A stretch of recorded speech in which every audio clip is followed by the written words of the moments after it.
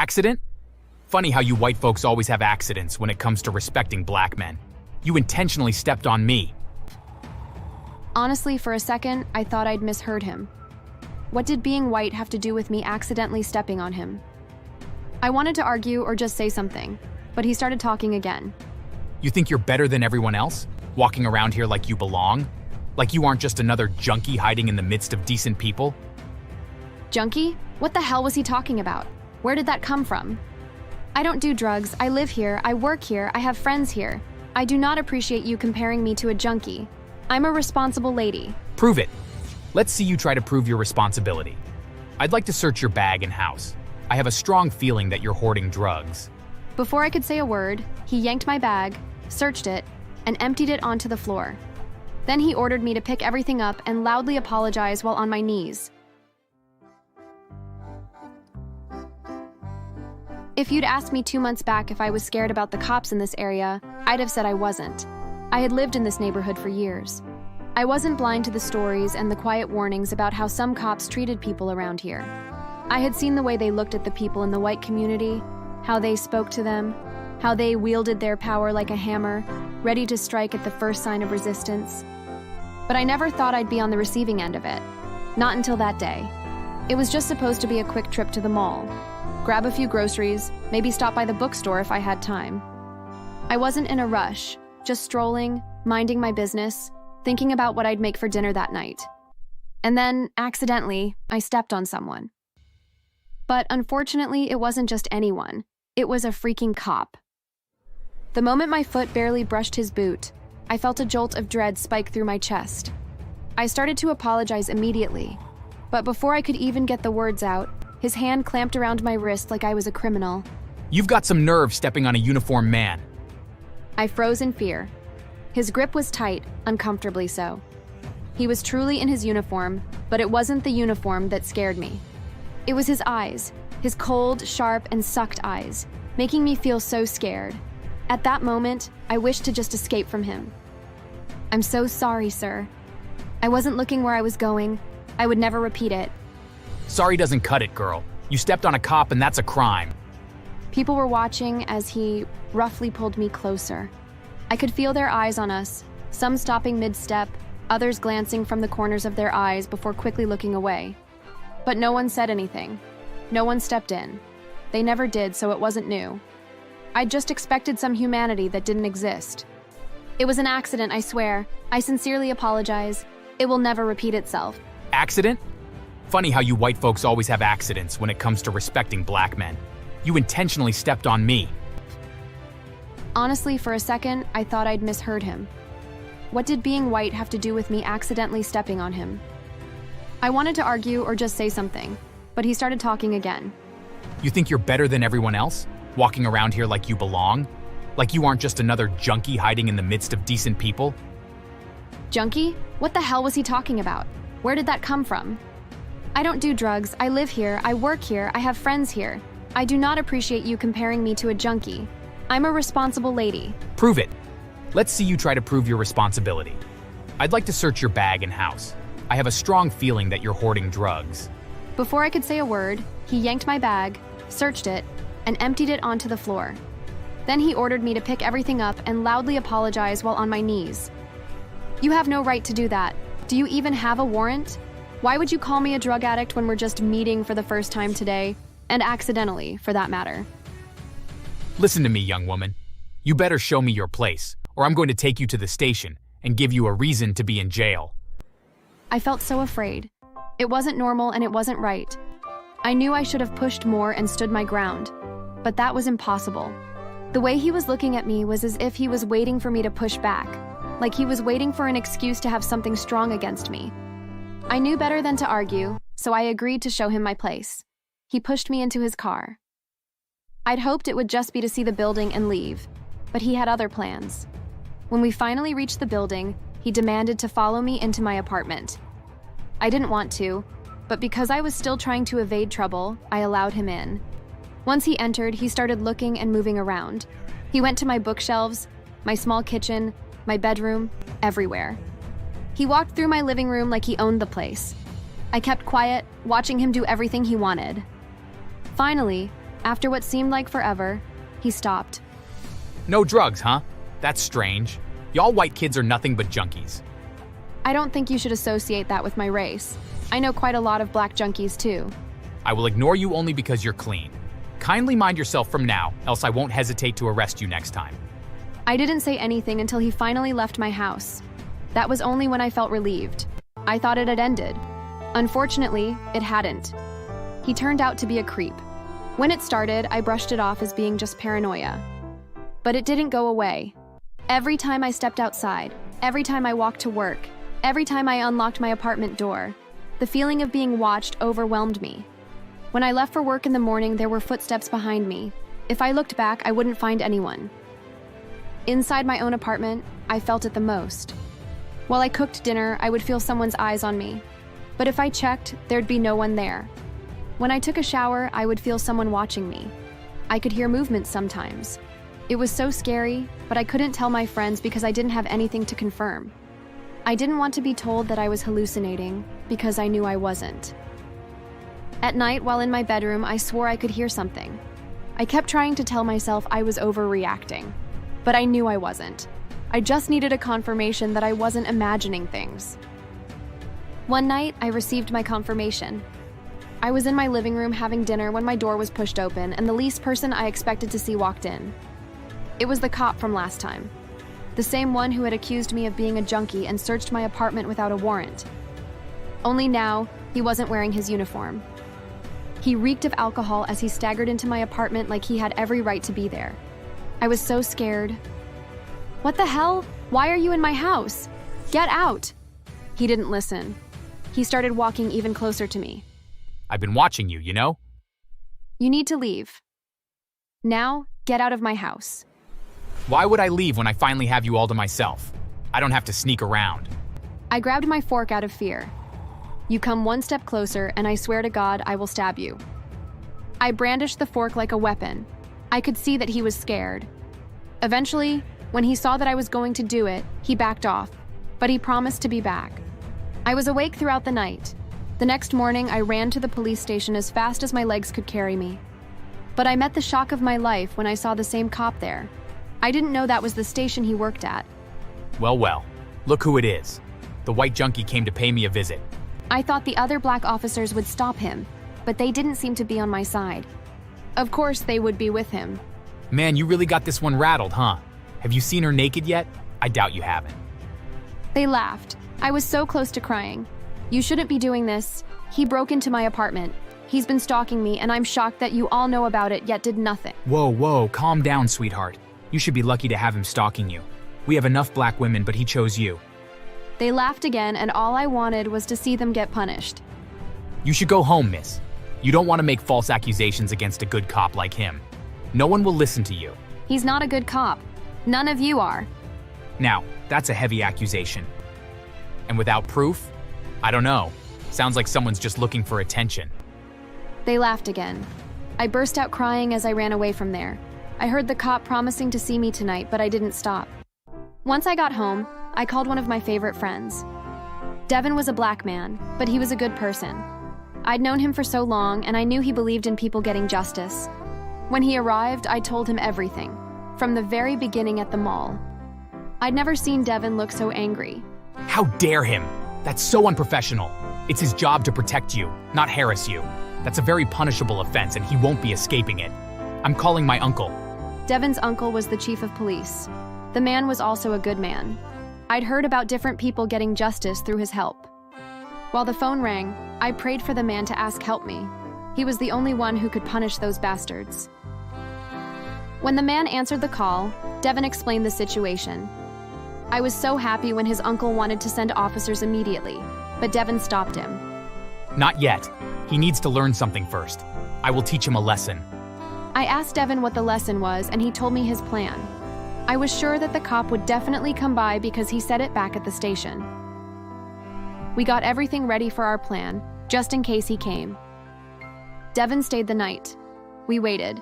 Deep down, I was really hoping he would come. I needed to deal with the issue and end it all. Fortunately, around midnight, the door was forced open again. Well, you don't have a fork this time. I'll see what will save you. He didn't see Devin at first, but when he did, it was too late. Devin lunged at him, punching him in the face and knocking him to the floor. The cop cried out in pain. He tried to fight back, but I grabbed a baseball bat and smashed it over his shoulder. As Devin pummeled his face with punches, I struck him mercilessly. When we were done, we forced him to sit up and tied his hands behind his back. Devin then grabbed his phone and called his uncle. Minutes later, sirens filled the air. Officers burst in, dragging the cop up. His lip was split, his face swollen. We didn't end it there. We took him to his station and I pointed at the other cops who mocked me. They were all arrested. The next day, his arrest was everywhere. News channels, papers, social media. At trial, the evidence was clear. The scratches on my door, Devin serving as a witness, the footage from the station where they mocked me. Devin's uncle made sure every detail was exposed. The cop got 5 years for stalking, harassment, and abuse of power. His accomplices got 3 for covering up his actions. Their badges were stripped. Their names were blacklisted. They weren't just fired. They were humiliated. I watched them without pity as they were led away in cuffs. Justice was served, but I still moved away 2 months later because I was traumatized. A few months later, while I was in a different state, Devin called me with some news. Rumors were circulating about what had happened to the cop in prison. From the moment he arrived, the whispers began. That's the cop from the news. 5 years ain't long enough for what he did. We're gonna make sure he pays every day. At first, he tried to act tough, walking with the same arrogance he once had in uniform. But behind those prison walls, there was no badge to protect him, only enemies. The inmates knew what he had done to countless white women. Some of them had even been locked up because of him. His nights were the worst. Sleep became impossible. Every creak, every whisper sent his heart racing. Someone scratched at his cell door at random hours, whispering his name just to mess with him. His nerves were shot, his body always tense, waiting for the next attack. Then came the messages. A note left on his bunk read, "Dead men don't need to eat." A carving on the wall said, "Payback's a bitch, ain't it?" One night, he woke up to find his mattress slashed.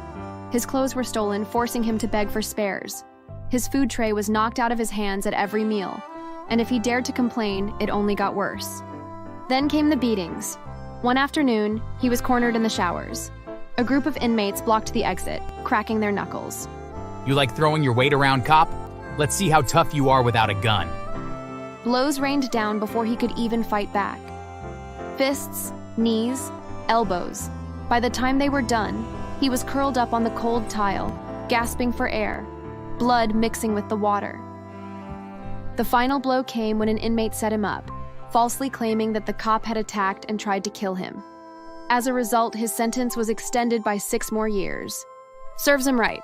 Thanks for watching. Alana, it's David. He's dying. Kidney failure. Doctors say he doesn't have much time. They've tested us all. You're the only match. Please, he needs your kidney. I was silent for a moment, hand over my growing belly. I'm pregnant, Mom. You know that. I can't. Abort it. Save your brother. He has a future. I hung up. 3 days later, they showed up at our door. My father banged so hard the windows shook. Jordan answered. They didn't even look at him. Where's that ungrateful girl? My father roared. I stood behind Jordan. You kicked me out. You disowned me. Now you need me and suddenly I'm family again? My mom stepped forward, fake tears in her eyes. We were wrong, please. Your brother is all we have. Just give the kidney. You can have more children. Jordan lost it. Get off my property! He shouted, pushing them back. You didn't care when she was alone and pregnant. Don't come crying now. That was the last time I saw them for a long while. They spent months searching for another donor.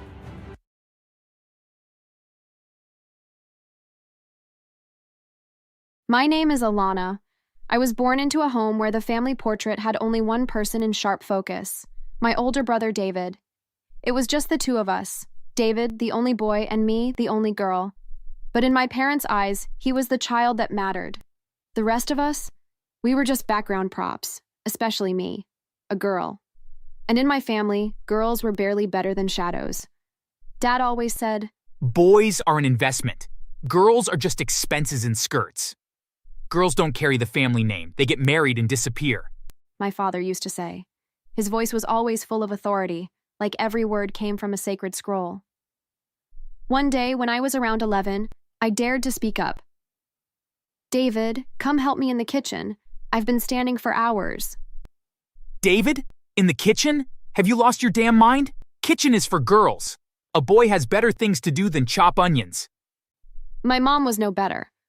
Mom once told me, You're lucky to be alive. Your father wanted me to abort you when he found out you were a girl. she said it once when I asked why David got new sneakers and I got his old ones, 2 sizes too big. By the time I was 10, I was cooking, cleaning, ironing my dad's work shirts, and David's school uniform. David never lifted a finger. My parents would beam at him like he was the second coming of Christ, while I scrubbed floors with bleeding knuckles. David needs to focus on his future. He's a boy. He'll carry this family. You're just a girl. By 15, I had a job at a local diner to help pay bills. Every single penny I made went to David's textbooks, David's football gear, David's allowance. And then at 18, I met Jordan. Sweet, kind, and the first person who actually saw me. Not as David's sister, not as the housemaid, just me. We fell in love fast, the way young people do when they're starved of love their whole life. And then, of course, I got pregnant. The day I told my parents, my father backhanded me across the face so hard I tasted blood. My mom called me a disgrace, a harlot, a damned curse upon the family. Get out, you're dead to us. My father screamed as he threw my suitcase out the door. David just stood behind them, arms folded, silent. Not a shred of sympathy on his face. Jordan took me in. His parents weren't thrilled, but they were decent people. And Jordan proposed a month later. We were both working minimum wage jobs, but we had love. And hope.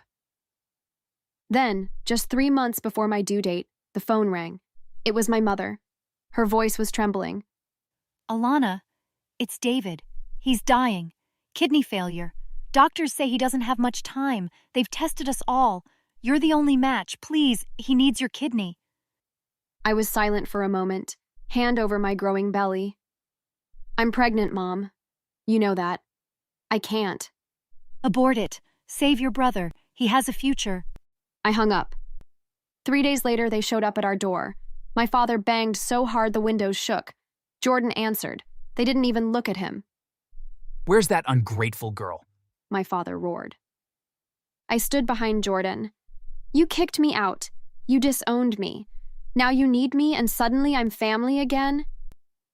My mom stepped forward, fake tears in her eyes. We were wrong, please.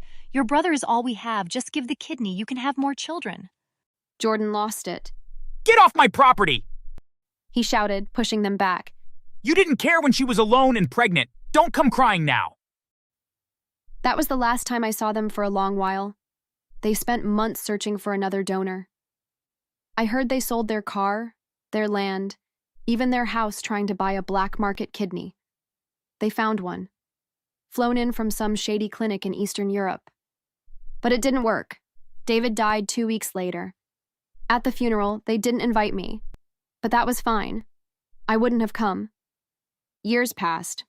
Jordan and I made it work. We worked hard, saved every cent. He started a small tech company, and it took off. By the time I was 27, we were living in a mansion. I had my daughter Lily, and later a son, James. One sunny Saturday, while I was walking with my kids in a luxury mall, I saw them, my parents, sitting on a bench, looking tired, worn, old. My mom had a tray of cheap fried rice she was sharing with my dad. I heard they were living in a one-room shack. After David's death and all their debt, no one helped them. Their golden boy was gone, and they had bet everything on him. I should have walked away. But revenge. Oh, revenge is delicious when it's slow-cooked. I approached them. Hi, Mom, Dad. They looked up like they'd seen a ghost. My dad blinked. Alana. Yes. These are your grandkids. I motioned to Lily and James, both dressed in designer clothes. My mom smiled faintly. They're beautiful. Can we hold them? I knelt down, looked her square in the eye. I don't let strangers touch my kids. My dad stood up, trembling. Please, we're hungry. We've lost everything. We made mistakes, but you're our daughter. We need help. You needed me once before. You tried to kill my baby for your precious son. Now you want money. Please, even a small job, cleaning, anything. And that's when the second part of my revenge began. I hired them as janitors at one of Jordan's buildings, the dirtiest one. I had them cleaning toilets for months. Not because I needed it, but because I wanted them to see me every day. Successful, powerful, and untouchable. But karma didn't stop with my vengeance. It had its own cruel sense of humor. One afternoon, I got a call from a floor manager about an incident in the basement restrooms. When I checked the security footage later, I watched it unfold like a dark comedy. Their coworker, Devin, a loudmouthed janitor who didn't like slackers, caught them taking a break near the mop closet. Well, look at the royal family of failure. You two gonna scrub those toilets or just stare at them and cry? We're just taking a short break. Oh, is this where the mighty parents of that rich lady hide? The same ones who disowned her, begged for her kidney, and now clean her floors? Man, poetic justice stinks worse than that men's room. Please, just leave us alone. Nah, not today. See, I don't like wicked people, especially ones who tried to throw their own daughter away like trash and now walk around here like ghosts. I should post your story online. Toilet Titans. How to raise a golden boy and flush your life down the drain. You have no right. Oh, and what are you gonna do? Tell the boss? Go ahead. March right upstairs and tell her your coworker was mean to you while you were scrubbing a urinal. I dare you. Let's see how your daughter reacts. He leaned in with a twisted grin. Or maybe she'll ask me to mop the floor with your dignity. Again. I watched it all. I didn't stop him. I didn't have to. Because some lessons aren't learned through forgiveness. Some are learned through filth, humiliation, and a mop soaked in regret. One day my mother asked if I would help them with rent. I fired her the next day, told security not to let her back into the building. 3 weeks later, I fired my dad too. And then for the final blow, I sent them a letter. Just one line. This is the future you said I'd never have. Twist? Jordan was never just a tech guy. He was the heir to a multinational software empire. He chose to live humbly while building his own branch. So yeah, I didn't marry rich. I married brilliant. Now we're loaded beyond belief. Private jets, villas in Europe. My kids go to elite schools. I go to spas in Bali for breakfast. And my parents? Still living in that shack. Still hoping the girl they abandoned will throw them a bone. Well, guess what? Bones are for dogs. Not for parents who tried to trade my unborn child for their precious golden son. And if you're watching this, Mom and Dad, I hope the Wi-Fi works well enough in your tiny rental to stream this. Oh, and for everyone else watching this, if you like this story of poetic justice, give it a thumbs up, drop a comment about the wildest family betrayal you've heard of, and don't forget to subscribe for more juicy stories every week. Until next time, keep your kidneys to yourself.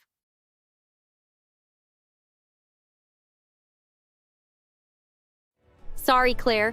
We decided you're staying down there until you lose some weight. Maybe then we won't be so embarrassed to be seen with you. Wait, what? Please, I'm starving. Please let me out. Nope. Maybe going to bed hungry will speed up your metabolism, though. Her laughter echoed through the door as she walked away, leaving me in the dark. I was furious, humiliated, and terrified. Did they really plan to leave me here? That night, I drank water from a tap in the basement just to feel full enough to sleep.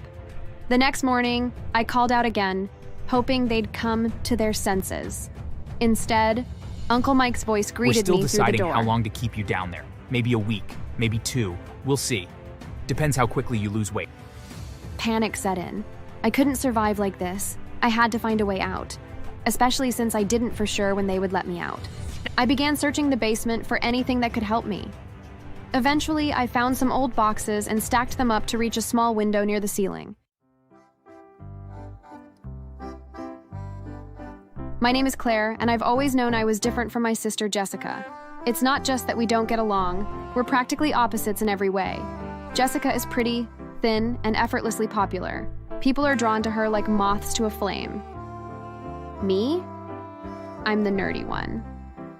I love school. I'm more than a little overweight. and I'd rather spend my Friday nights reading than going to parties. I guess being so different wouldn't be such a problem if Jessica didn't make it her personal mission to remind me of it every chance she got. God, Claire, could you be any more of a loser? Who cares about your stupid grades? No one's impressed. Mom and Dad care. Besides, not everyone can coast through life on their looks like you do.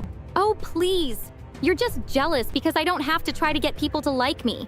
People are naturally drawn to me, whereas they see you and are disgusted. They are not. Of course they are. You really don't know just how ugly you really are. You're such a freak. That was Jessica. Every word out of her mouth was meant to cut me down, to make me feel small. And the worst part? It worked. I hated how she treated me, but I didn't know how to fight back. The only saving grace was our parents.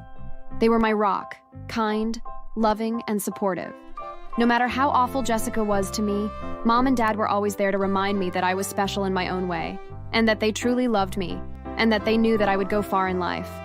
But then, everything changed, and not for the better. It was a rainy afternoon when the police knocked on our door. Mom and Dad had been in a car accident, and had been rushed to the hospital with severe injuries. Sadly, they didn't make it, and they passed away while doctors tried to save them. I can't even describe the pain of hearing those words. It felt like the ground had been ripped out from under me. Jessica cried, of course. But even in my grief, I could tell there was something hollow about it. She always knew how to put on a show, and this was no different. I really didn't think she was even capable of caring about anyone else other than herself. After the funeral, our aunt and uncle offered to take us in since they were childless. At first, I thought it would be okay, and that it would be a fresh start. They were polite and seemed genuinely kind, but that kindness didn't last long, at least not for me. From the beginning, it was clear they favored Jessica. Jessica, you're such a beautiful young lady. We're so lucky to have you in our family. With looks like that, you could be a model one day. Shame that Claire didn't get the same good looks. I guess every family has a black sheep. I tried to impress them in my own way. I brought home straight A's, showed them awards I'd won, and even helped out around the house more than Jessica ever did. But no matter what I did, it was never enough. In fact, the more I did, the more they looked at me with disgust. That's nice, Claire. But have you seen Jessica's new dress? Doesn't she look stunning? School is fine and all, but you really should focus on losing a few pounds. You'd be much prettier if you tried, and people would like you far more. Don't you ever wonder how people must look at us as a family and see you and think poorly of us? It's true. Your uncle, myself, and Jessica are beautiful people, and when our neighbors see you, they must wonder how someone fat and ugly could be related to us. Their words hurt so much, and Jessica loved every second of it. She reveled in the attention they gave her and how cruel they were towards me. She made sure to rub it in my face whenever she could. Face it, Claire. You'll never measure up to me. Just stop trying. Life isn't about popularity or looks, Jessica. One day you'll be old and your looks will fade, but meanwhile, I'll still be smart and probably with a good job. As if. I'll just marry some rich man, and while you are breaking your back working, I'll be living the life of luxury. Their favoritism turned into outright cruelty. This became more common because my uncle worked for a magazine, and sometimes, due to Jessica's beauty, he would use her for makeup advertisements, earning thousands of dollars. But because I was fat, I couldn't be used, and they saw me as a burden. While they showered Jessica with new clothes and jewelry, I was left with hand-me-downs and snide remarks. It was as if I didn't exist, just an afterthought, a burden they were forced to tolerate.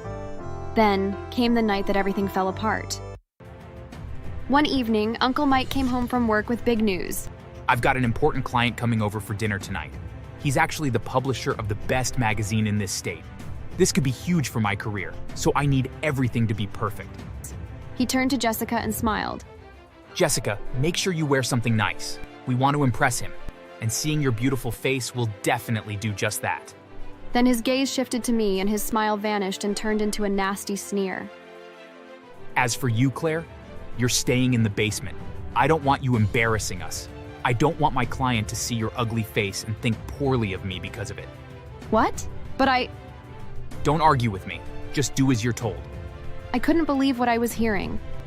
I wanted to scream, to fight back, but the look on his face told me it wouldn't matter.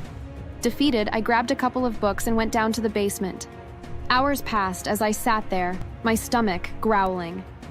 I hadn't been allowed to eat dinner, and the hunger was unbearable. When I finally heard the front door close and realized the client had left, I made my way to the basement door, only to find it locked. I pounded on the door, calling for help. Hello? Somehow, the door got locked. Can someone please let me out? Sorry, Claire. We decided you're staying down there until you lose some weight. Maybe then we won't be so embarrassed to be seen with you. Wait, what? Please, I'm starving. Please let me out. Nope. Maybe going to bed hungry will speed up your metabolism, though. Her laughter echoed through the door as she walked away, leaving me in the dark. I was furious, humiliated, and terrified. Did they really plan to leave me here? That night, I drank water from a tap in the basement just to feel full enough to sleep. The next morning, I called out again, hoping they'd come to their senses. Instead, Uncle Mike's voice greeted me through the door. We're still deciding how long to keep you down there. Maybe a week, maybe 2. We'll see. Depends how quickly you lose weight. Panic set in. I couldn't survive like this. I had to find a way out, especially since I didn't for sure when they would let me out. I began searching the basement for anything that could help me. Eventually, I found some old boxes and stacked them up to reach a small window near the ceiling. It was too small for me to fit through, but it gave me an idea.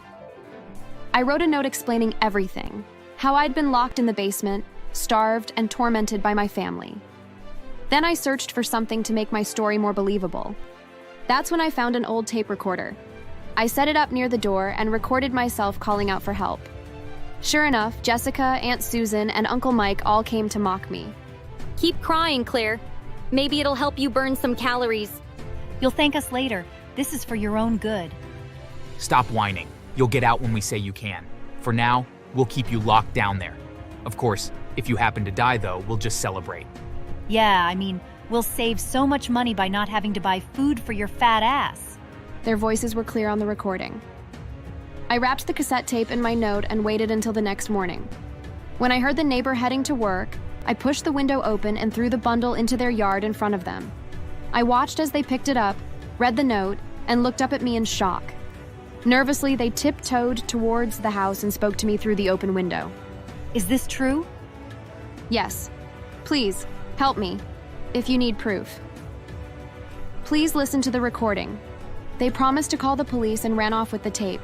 Hours later, I heard sirens and the sound of officers pounding on the front door. There was shouting, arguing, and then gunfire. Moments later, the basement door burst open, and police officers rushed down to get me. They brought me to the neighbor's house, where I finally got to eat a proper meal while giving my statement. The officers explained what had happened. When we arrived, your family claimed you weren't here. They said you'd run away. When we demanded to see the basement, your uncle threatened us with a gun. When we forcefully tried to get in, your uncle started shooting. One of our officers was forced to fire, and he was shot. I later learned that Uncle Mike didn't survive his injuries, and he died on the way to the hospital. Aunt Susan and Jessica were arrested and charged with wrongful imprisonment, child abuse, kidnapping, and attempted murder. Jessica, despite being a minor, was tried as an adult because of the seriousness of the crimes and her role in them. Weeks passed, and they were both sentenced to 20 years in prison each. With Aunt Susan gone, I was given ownership of their house, but as a minor, I couldn't live alone. The neighbor who had saved me, Rebecca, offered to adopt me. I'll never forget the day the court approved it. I was skeptical that it would be an improvement, but was so very relieved to find out that it was the best thing to ever happen to me. You're safe now, Claire. I'll take care of you. I promise that I will protect and keep you safe. For the first time in years, I felt truly loved. Rebecca treated me like her own daughter, and life with her was everything I'd ever dreamed of. I had no intention of ever living in my aunt and uncle's home, and so I sold it and used the money to pay for college, and with the money left over, I invested it. Years later, I used that money that had grown while I was in school, and I bought my own home and started a life I was proud of. As for my aunt and Jessica, I heard rumors that my uncle's ghost keeps tormenting them. Inmates despise them after learning how horrible they were, often bullying them, seizing their food, or occasionally beating them. The worst happened when Jessica tried to seduce a guard. It backfired and was locked up in solitary confinement, and her sentence was extended by 3 months. As for Jessica and Aunt Susan, I made a point to often write them letters, just to let them know how happy and successful I'd become without them. And sometimes I will include photos of my vacation trips. Maybe it was spiteful, but it always makes me smile rubbing their noses in the fact that they are stuck in prison while I get to live my best life. Thanks for watching. My son left the school because Carter's so-called discipline crushed his confidence. I'm not surprised at all he's still doing this. One Friday, Layla called me in tears. Daddy, he made me come to his house. He said I was in trouble for not finishing my homework. He made me do laundry, wash dishes. I had to clean his bathroom. My hands clenched so tight on the steering wheel I could feel my pulse in my fingertips. I filed a complaint with the school. Officer Brooks, we've spoken to Mr. Carter and he insists he was merely trying to instill discipline. That's not discipline. That's exploitation. That's abuse. Without concrete evidence, you can't or you won't. Their silence was answer enough. I remembered his smirk from the first day I dropped Layla off in his class. Something about it was familiar. Then it hit me. Greg Carter. In high school, Greg tripped me in front of the cafeteria once. Another time, he cornered me in the locker room saying, "Bet your daddy picked cotton before he picked you up from school." And once in gym, he tied my shoelaces together so I'd fall during basketball. When I hit the floor and split my lip, he laughed so hard he almost cried. The years had passed, but his smirk hadn't changed. I started stalking him to see what he was always up to.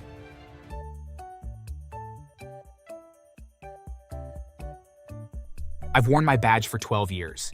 In that time, I've dealt with drug dealers, armed robbers, domestic abusers, you name it. But nothing gets my blood boiling like someone hurting my daughter. Her name's Layla. She's 11, bright, funny, with a laugh that could make even the crankiest old man smile. She's also one of the few black kids in her fancy private school, one my late wife worked herself to the bone to get her into before she passed away. I promised her I'd protect Layla, no matter what. It started small. She'd come home quieter. She'd eat her dinner slower. "Baby girl, what's going on at school?" It's fine, Daddy. Don't give me that. I can tell when something's wrong. It's just Mr. Carter. He doesn't like me. At first, I thought maybe he was just strict. But then, the story started. One day, Layla told me she'd raised her hand to answer a question about the civil rights movement. I said Martin Luther King gave his speech in Washington, D.C., and Mr. Carter said, "Oh, I'm surprised you know that much. Guess you people do pay attention sometimes." Another time, he told me my braids looked unprofessional and that I was distracting other students. Daddy, my hair's just my hair. Then came the group project. I got stuck with all the hard parts, and when I asked if we could divide it fairly, he said, "Sometimes in life, you'll have to work twice as hard to get half as far." And then he winked at me. It wasn't just Layla. I heard from another parent that Carter had embarrassed a boy named Jamal in math class. "I know the answer, Mr. Carter. Math might not be your thing, Jamal. Maybe stick to something else." And another day, a girl named Aisha asked to go to the bathroom during a test. "No, I can't just have you wandering the halls. You people like to take your time." That phrase, "you people," burned into my mind. Layla came home one day looking angry, but holding it in, the way she does when she's trying not to cry. I sat down with her at the kitchen table, and she finally let it spill. "Daddy," Mr. Carter told me, and the other black kids, "Sit in the back of the class so we'd be less distracted." He said it like a joke, but everyone laughed. I felt my jaw tighten, but she wasn't done. And today, this white kid threw a paper ball at me. I threw it back, and Mr. Carter sent me to detention. He didn't even say anything to him. Hearing it from her own mouth hit harder than seeing it myself.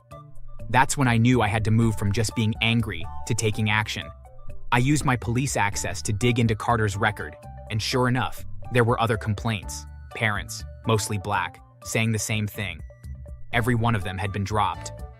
I even went to talk to another black parent whose kid had been in Carter's class before.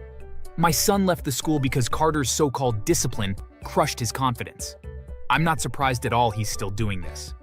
One Friday, Layla called me in tears. Daddy, He made me come to his house.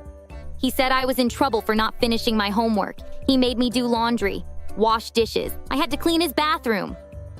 My hands clenched so tight on the steering wheel I could feel my pulse in my fingertips. I filed a complaint with the school. Officer Brooks, we've spoken to Mr. Carter and he insists he was merely trying to instill discipline. That's not discipline. That's exploitation. That's abuse. Without concrete evidence, you can't or you won't. Their silence was answer enough.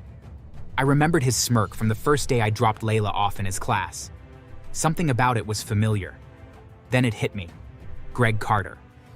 In high school, Greg tripped me in front of the cafeteria once, sending my lunch tray flying while he shouted, "Clean up on aisle 5." Another time, he cornered me in the locker room saying, "Bet your daddy picked cotton before he picked you up from school." And once in gym, he tied my shoelaces together so I'd fall during basketball. When I hit the floor and split my lip, he laughed so hard he almost cried. The years had passed, but his smirk hadn't changed. I started stalking him to see what he was always up to. I parked across from the school in an unmarked car on my days off. I recorded him nitpicking black students, calling them out for small mistakes while ignoring worse behavior from white kids. One afternoon, I followed him after school. I watched him go into a liquor store, buy a bottle, drink from it in his car, and drive off. That gave me an idea. The next evening, I caught him leaving that same store. I hit the lights. "Evening, Mr. Carter. Been drinking tonight?" "Oh, come on, man, just one or two." "One or two is enough. You know that?" I paused, letting the tension simmer. "Heard you've been disciplining my daughter. She's got potential, just needs toughening up. That's what I do. With her, with other black kids, makes them stronger." That was all I needed to hear. A few nights later, I called him from a blocked number, told him there was a parent complaint we needed to discuss at his house. When I got there, I started recording. Let's talk about Layla, and Jamal, and Aisha. They're weak. I'm helping them. Helping? By making them scrub your toilet? If their fathers did their jobs, I stepped closer, baiting him. "Guess that's why you were always such a coward back in school, huh? Still hiding behind your little smirk? Watch your mouth." "Or what? You gonna trip me again? Tie my shoelaces?" He shoved me. I shoved back. Hard. "Stop resisting." "I'm not."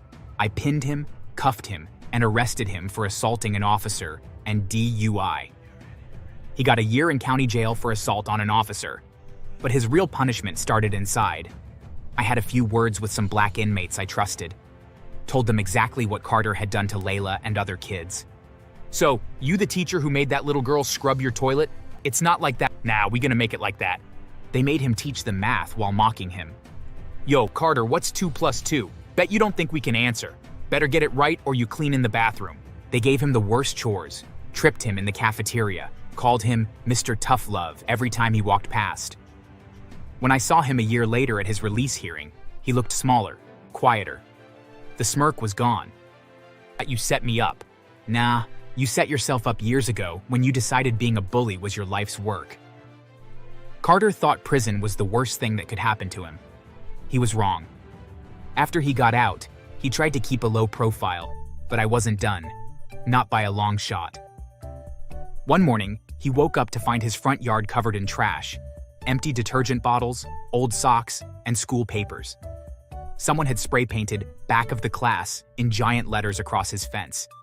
Even better, a clothesline strung between his trees was covered in stained shirts and pants, swaying in the breeze like the laundry he'd once forced my daughter to wash at his house. He never knew who did it, but I smiled every time I drove past. Then there was the reunion. A few months later, he got an invitation to a special high school reunion for our graduating year. He showed up, trying to look confident, only to walk into a room full of people he used to bully, including me. The air went cold when he realized it wasn't a reunion at all. It was an intervention. One by one, his old victims told their stories. Some laughed, some shouted, some just stared at him until he squirmed. He left before the fake group photo we had planned. Him in the middle, surrounded by everyone he'd wronged. But my favorite? The job interview. Months later, Carter applied for a private tutoring position. What he didn't know was that the company was actually a setup run by a few ex-students, and me. We sat across from him, dead serious, asking questions like, how do you ensure all students feel equally valued? And what's your stance on diversity in the classroom? Watching him stumble, sweat, and ramble was almost as satisfying as the prison years. In the end, we told him we'd be in touch. We weren't. So yeah, don't mess with my kid. And definitely don't mess with a cop who remembers you from high school. If you liked hearing how a racist bully ended up cleaning toilets for the very people he looked down on, hit that like button, subscribe, and maybe share this with a teacher who actually cares about their students.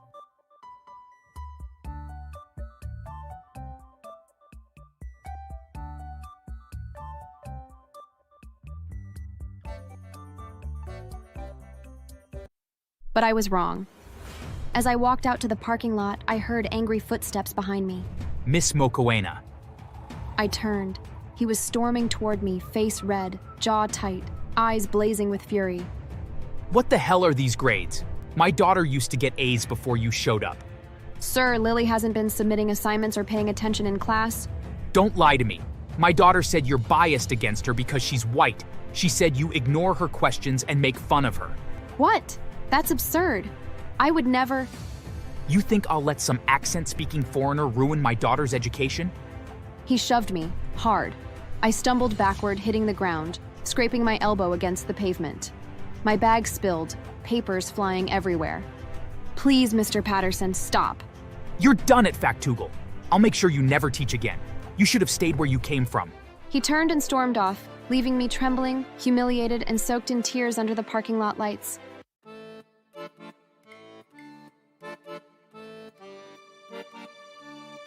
My name is Miss Thandi Mokoena, a proud black woman from South Africa, raised here in the United States since I was 11. I've been teaching elementary students for 8 years now, but my current school, Factoogle Academy, is the kind of place that can break even the strongest teacher. The kids come to school in limousines, wear designer backpacks, and talk about family vacations in Monaco. But beneath all that polish, some of them are rotten to the core. And the most spoiled of them all was Lily Patterson, the girl who made me question why I ever became a teacher in the first place. Lily was the only child of Richard Patterson, a wealthy businessman. Her mother died giving birth to her, and her father had raised her like royalty. Anything she wanted, she got. Anything she didn't like, she destroyed. The first day she entered my classroom, I felt a chill. She was pretty, yes. Blonde curls, shiny shoes, a smug little smile. But her eyes had that look. The look of a child who'd never heard the word no. Hi, my dad says I can sit anywhere I want. So I'm taking the seat by the window. Of course, Lily. Welcome to Factoogle Academy. I'm Miss Mokoena. Mokoena? That's a weird name. Where are you from again? I'm from South Africa. Oh, so that's why your accent sounds funny. My dad says people from there talk like cartoons. The class giggled. My stomach twisted, but I smiled through it. Well, I hope my cartoon accent helps you learn something special this year. You'll see. From that day on, my job turned into a war zone. Lily mocked my accent every chance she got. Did you hear her say maths instead of math? That's so weird. He sounds like those people in documentaries my dad watches. The ones with the animals. The class laughed again. I wanted to discipline her, but I knew how untouchable she was. When I sent her to detention, she complained to the principal, and suddenly, I was the problem. Miss Mokoena, you have to be patient. Lily's father is one of our top donors. Sir, she disrupts lessons every day. She mocks me. She mocks other students. She's just a child. You know how kids can be. Try to manage her. Try to manage her. That's all anyone ever said. Meanwhile, Lily was getting worse. She'd refuse to do homework, throw tantrums, and accuse me of picking on her. One afternoon, after she insulted another student's clothes, I asked her to apologize. I'm not apologizing. She looked poor, and I said the truth. Lily, that's cruel. You'll apologize or you'll stay after class. Then I'll tell my dad you screamed at me and called me names. The next morning, she did exactly that. Thandi, Mr. Patterson called. He says Lily came home crying, saying you embarrassed her. What? That's not true. She bullied another student. Miss Mokina, please. Just keep things calm. We can't upset Mr. Patterson. It was clear. At Factoogle Academy, money spoke louder than the truth. But the day that broke me came during the semester report card week. Lily had failed 3 subjects. I stayed late one evening to prepare her grade summaries, praying her father wouldn't come after me. But I was wrong. As I walked out to the parking lot, I heard angry footsteps behind me. Miss Mokoena. I turned. He was storming toward me, face red, jaw tight, eyes blazing with fury. What the hell are these grades? My daughter used to get A's before you showed up. Sir, Lily hasn't been submitting assignments or paying attention in class. Don't lie to me. My daughter said you're biased against her because she's white. She said you ignore her questions and make fun of her. What? That's absurd.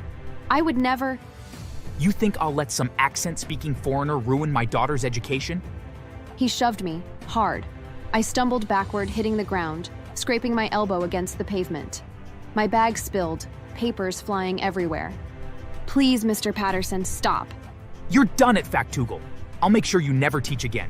You should have stayed where you came from. He turned and stormed off, leaving me trembling, humiliated, and soaked in tears under the parking lot lights. I went to the police the next morning and filed a report. But before the investigation could begin, I was called into the principal's office again. Thandi, please, drop this. Mr. Patterson is threatening to sue the school. He attacked me. Without video evidence or witnesses, it's your word against his. And if this escalates, the school board might have to reconsider your employment. That night, I sat in my apartment and cried until my eyes burned. God, you see everything. You know I didn't deserve this. Please, fight for me. I went to bed with swollen eyes, praying for peace or justice. 3 weeks later, my prayer was answered. I was in the teacher's lounge grading papers when I heard 2 teachers whispering. Did you hear? Mr. Patterson got arrested. What? For what? They said his DNA matched something at a crime scene, like a robbery or something. A cigarette butt he threw near the site matched their evidence. You're joking. Nope. It's all over the news. Factoogle's golden donor is in jail. I froze. My heart pounded. The same man who pushed me to the ground and called me unfit was now behind bars. It wasn't me. It wasn't revenge. It was karma, divine, quiet, perfect. Weeks passed, and Lily stopped coming to school. When she finally returned, she walked in late, wearing designer sunglasses and chewing gum. Welcome back, Lily. Don't act fake, Miss Mokoena. My dad's in jail because of people like you. You're probably happy now. I'm sorry for what you're going through, Lily, but we all must face the truth. Whatever. I don't need this school anyway. And she meant it. She stopped turning in homework, started skipping classes, and was seen hanging out with older guys outside school. One of the students whispered to me during recess. Miss Mokoena, Lily posted a picture with a sports car on Instagram. She says she doesn't care about school anymore. She's dating someone older. My cousin saw them at a club. It broke my heart a little, not out of sympathy, but out of sorrow, for what pride and privilege can do to a soul. A year passed. Mr. Patterson remained in jail while the investigation dragged on. By the time he was cleared, the real suspect was caught, and it turned out the DNA evidence had been contaminated. Everything he loved was gone. His company had gone bankrupt. His home was sold to pay legal fees. And Lily had fallen apart. One Saturday morning, I was walking to the grocery store when I saw a thin man sitting by the bus stop. His hair was gray, his face gaunt. When he lifted his head, I froze. It was Richard Patterson. Miss Mokoena? Mr. Patterson? He stood slowly, voice trembling. I wanted to find you, to say I'm sorry. You don't owe me anything, sir. No, I owe you everything. I ruined your name, and for what? My pride? My daughter's lies? He sighed deeply. They released me after 2 years, 2 wasted years. And when I came home, my daughter... He paused, swallowing hard. What happened? She dropped out, got pregnant. The man ran off. Then, she got sick, HIV. She had a car accident, lost her leg. Oh my God. She's 20 now. She spends her days in a wheelchair, angry at the world. I take care of her, but she won't even look at me. All the money, all the power. None of it could save her. He looked up at me, eyes hollow. I learned too late that some lessons can't be bought. I'm so sorry for what I did to you. I forgave you a long time ago. You prayed, didn't you? Every night. He smiled weakly and walked away, limping slightly, carrying the weight of his own choices. A few weeks later, a letter arrived at the school where I now teach. The handwriting was shaky, but familiar. It was from Lily.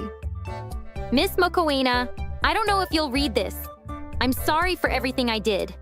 I mocked you, lied about you, and thought being rich made me better. Now I'd give anything to go back and listen. I wish I'd learned from you. I hope you can forgive me. I sat there holding that letter, tears quietly rolling down my cheeks. The girl who once made me question my worth was now broken by her own arrogance. I realized then, revenge doesn't always come with fire or fury. Sometimes it comes softly, like a mirror showing people who they truly are. So, yeah, that's how the spoiled princess of Factoogle Academy learned the hard way. I didn't lift a finger, I didn't plot revenge, I just prayed, and God did the rest. If you're ever mocked for your accent, your skin, or where you come from, remember this. Some people climb so high on their pride that when they fall, even gravity claps. Anyway, before my accent disappears again, don't forget to like, subscribe, and hit that bell, okay? Because I've got plenty more stories where karma does the teaching. Stay blessed, stay kind, and never underestimate a teacher with faith.